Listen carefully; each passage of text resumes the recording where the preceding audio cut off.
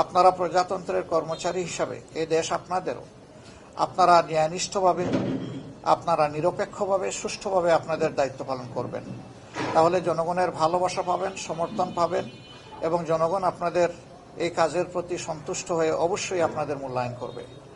আমরা অতীতের মতো আর কাউকে দেখতে চাই না যে সরকারি প্রজাতন্ত্রের বাংলাদেশ নামের এই প্রজাতন্ত্রটির কর্মকর্তা হয়ে কেউ নির্দিষ্ট কারো পক্ষ নেবেন, এটা আমরা একেবারেই দেখতে চাচ্ছি না।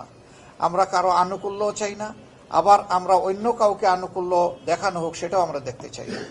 আমরা চাই সবাই নিরপেক্ষতার সাথে যার যার জায়গা থেকে এই দায়িত্ব পালন করবেন। এই নির্বাচনের দিনেও বহু ধরনের রিউমার ছড়ানো হতে পারে। আমরা জনগণকে আহ্বান জানাবো, 11 দলের পক্ষ থেকে কোনো সুস্পষ্ট বক্তব্য না যাওয়া পর্যন্ত এই ধরনের কোনো বিভ্রান্তিমূলক কথায় মোটেই কান দেবেন না।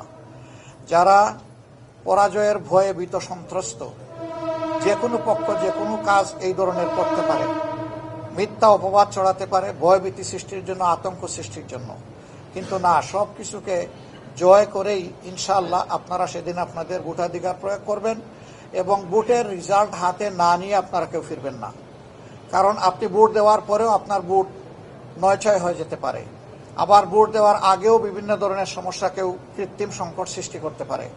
এই সব কিছুকে আমরা বিশ্বাস করি এই বীর জাতি মোকাবিলা করেই ইনশাআল্লাহ 12 তারিখের নির্বাচনকে সফল করে তুলবে এবং সেই নির্বাচনের মধ্য দিয়ে যে সরকার গঠিত হবে, এই সরকার হবে নতুন বাংলাদেশের সরকার।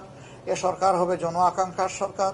এই সরকার হবে কৃষক, শ্রমিক, মেহনতি জনতা সহ মুটে মাঝি মজুর সকলের সরকার, সকল শ্রেণী পেশার মানুষের সরকার, নারী পুরুষের সরকার, শিশু আবাল বৃদ্ধ বনিতার সরকার।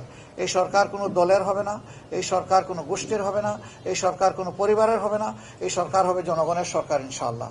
আমরা সেই জনগণের বিজয়টার দিকেই মুখিয়ে আছি। আল্লাহ রাব্বুল আলামিন একটি সুষ্ঠু নির্বাচনের পরিবেশ নিশ্চিত করে দিয়ে জনগণের আকাঙ্ক্ষা পূরণে আমাদেরকে সহায়তা করুন।